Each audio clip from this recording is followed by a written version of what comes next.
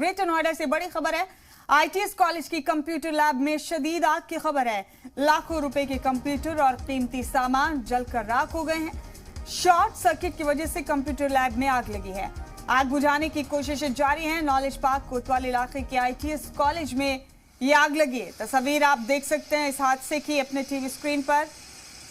ITS college की computer lab में शदीद आग लग गई। आग बुझाने के लिए भरपूर कोशिशें की जा रही हैं। फायर ब्रिगेड की कई गाड़ियां मौके पर मौजूद हैं और आग पर काबू पाने की कोशिश की जा रही है।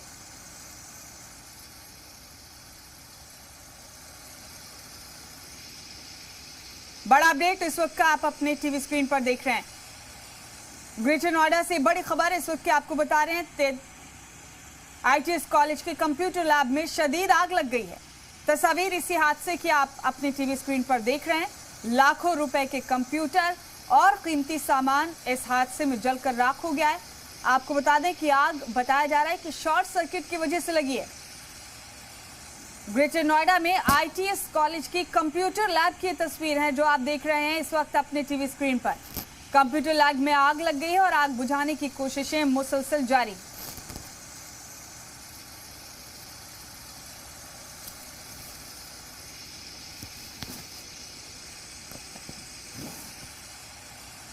बड़ा अपडेट आपको ग्रेटर नोएडा से दे रहे हैं। आईटीएस कॉलेज की कंप्यूटर लैब में हादसे की तस्वीर आप देख रहे हैं। आग लग गई है यहाँ इस लैब में।